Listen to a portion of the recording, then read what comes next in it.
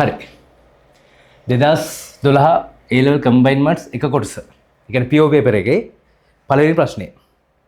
ප්‍රශ්නේ තියෙන ගණිත අභ්‍යයන ගැටලුවක්. අපි බලමු. ගණිත අභ්‍යයන මූලධර්මය යොදාගෙන ඕනෑම n ධන නිකිලයක් සඳහා එක එකතු කිරීම මෙතන ලියන්නම්. එක එකතු කිරීම දෙක එකතු කිරීම එහෙම ගිහිල්ලා එකතු කිරීම n සමානයි n බෙදීම දෙක වතාවක් n ධන 1යි කියලා අපිට ඔප්පු කරන්න ඕනේ.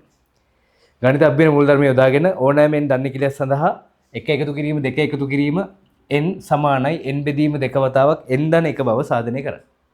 එතකොට මේ ගණිත අභ්‍යයනයේ ගැටලුවක් විසඳද්දී පියවර තුනක් තියෙනවා. පළවෙනි පියවර n සමානයි 1ට ප්‍රතිඵලය තහවුරු කරන්න ඕනේ. ඊට පස්සේ n සමානයි p අවස්ථාවට ප්‍රතිඵලය හරි කියලා හිතාගෙන n සමානයි p ධන 1ක් සඳහා ප්‍රතිඵලය සත්‍යයි කියලා ඔප්පු කරන්න ඕනේ. මොකද්ද? n සමාන 1ට ප්‍රතිඵලය ඔප්පු කරන්න ඕනේ. n සමානයි p සාධාරණ අවස්ථාවකට ප්‍රතිඵලය හරි කියලා උපකල්පනය කරලා n සමානයි p ධන 1කට ප්‍රතිඵලය සත්‍යයි කියලා ඔප්පු කරන්න ඕනේ. හරි? මම මේක ගන්න වම් පැත්ත LHS දකුණු පැත්ත RHS කියලා ගන්නවා. එහෙනම් මම ලියනවා n සමානයි 1 විට LHS සමානයි වම් පැත්ත සමානයි n සමාන 1යි කියන්නේ පළවෙනි ප්‍රතිඵල පළවෙනි පදේ 1යි. RHS n වෙනුවට 1 ඔබන්න. 1 බෙදීම 2 1 ධන 1. 1 1 2ට 2 සුළු වුණාම උත්තරේ 1යි. එහෙනම් LHS සමානයි RHS.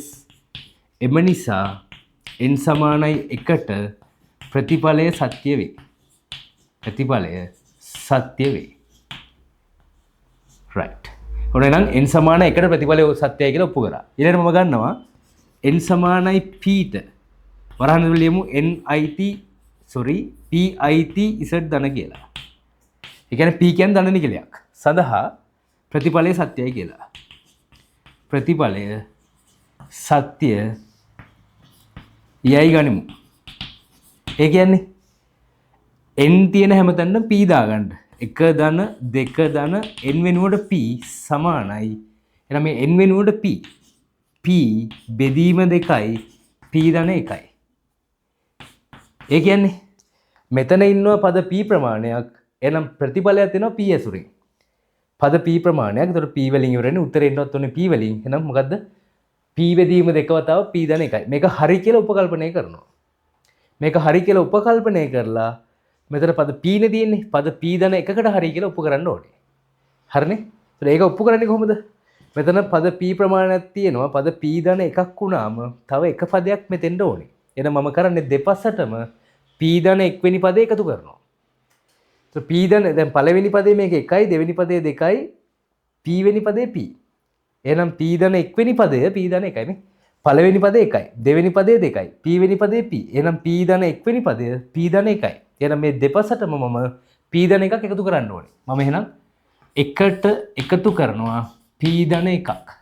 ඒතර මේ බලන්න 1 2 p ධන p ධන 1 මේ පද p ප්‍රමාණයක් ඉන්නවා. ඒකට p ධන 1 වෙනි පදේ එකතු කරා. එහෙනම් මේ පැත්තටත් එකතු කරන්න ඕනේ. p බෙදීම 2යි p ධන 1ට එකතු කරනවා p ධන 1ක්. දැන් මම මේක සුළු කරලා පෙන්වන්න ඕනේ මොකද්ද? පද p නම් මෙතන උත්තරේ p වෙනින් එන්න ඕනේ. පද මෙතන p ධන 1යි නම් මේ p වෙනුවට p ධන 1 වෙන්න ඕනේ. p වෙනුවට p ධන 1 වෙන්න ඕනේ. p වෙනුවට p ධන 1, p වෙනුවට p ධන 1. බලමු. p ධන 1 පොදු සාධකයේ මම එළියට ගත්තා. එතකොට මෙතන ඉතුරු වෙනවා p බෙදීම 2යි ධන 1යි කියලා. p ධන 1යි පොදු හරය ගත්තම මෙතන එනවා p ධන 2 බෙදීම 2. ගුණිතයක් තිබ්බම බෙදීම 2 මෙතන ලියන්න තිබ්බ ගත්ත අවුලක් නැහැ. මෙතන ලියුවත් අවුලක් නැහැ. මම එහෙනම් ලියනවා p ධන 1 බෙදීම 2. මෙතන p ධන 2 නේ ඉන්නේ. මට ඒක ලියන්න පුළුවන් p ධන 1 ධන 1. මෙහෙම p ධන 1 ධන 1. එතකොට මේ බලන්න මේ p වෙනුවට p ධන 1 ඉන්නවා. බෙදීම 2 ඉන්නවා. හරි. මෙතන අපි මෙතනින් ගමු. p වෙනුවට p ධන 1 ඉන්නවා. බෙදීම 2 හැම ඉන්නවා. p වෙනුවට p ධන 1 මේ එකතු කිරීම එක හැම ඉන්නවා.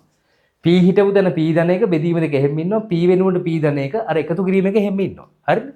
එහෙනම් පද p ධන 1ක් නම් මෙතන උත්තරේ p ධන 1කින් උත්තරය ඇවිල්ලා.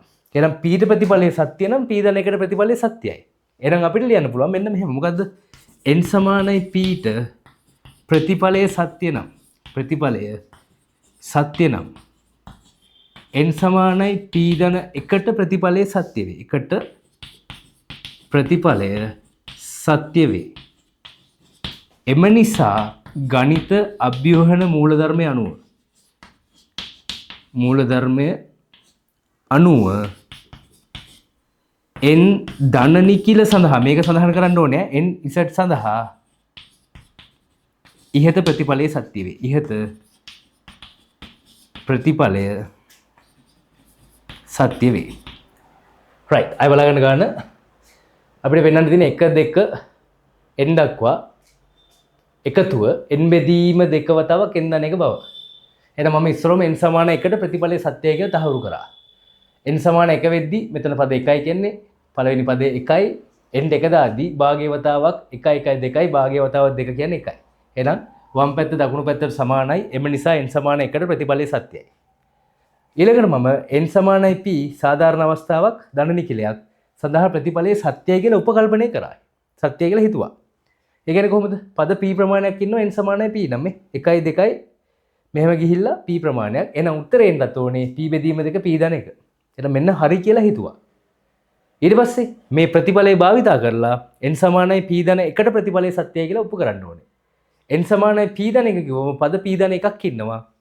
p ධන 1 වෙනි පදේ මේ ගානේ නම් p ධන 1ම තමයි. මොකද මේ පළවෙනි පදේ 1යි දෙවෙනි පදේ 2යි p වෙනි පදේ p. එහෙනම් p ධන 1 වෙනි පදේ p ධන 1යි. එහෙනම් දෙපසටම p ධන 1ක් මම එකතු කරා. p ගේ ප්‍රතිඵලය ගත්ත මෙන්න මේ ප්‍රකාශනයේ දෙපසටම p ධන 1ක් එකතු කරා. පොදු සාධකය එළියට ගත්තා. පොදු හරය ගත්තාම මේ බලන්න p ධන 1 බෙදීම 2 ඇවිල්ලා p ධන 1 ධන 1 ඇවිල්ලා. එහෙනම් n සමානයි p ට ප්‍රතිඵලය සත්‍ය නම් n සමානයි p ධන 1ට ප්‍රතිඵලය සත්‍යයි. එහෙනම් ගණිත අභ්‍යුහන මූලධර්මය අනුව n ධන නිකිල සඳහා ප්‍රතිඵලය සත්‍යයි. අනිවාර්යෙන් ඔයාලා මේ වාක්‍ය ලියන්න ඕනේ.